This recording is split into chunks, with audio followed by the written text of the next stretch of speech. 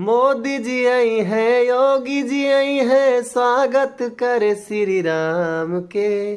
कितना बढ़िया बनल बयासन रामचंद्र भगवान के।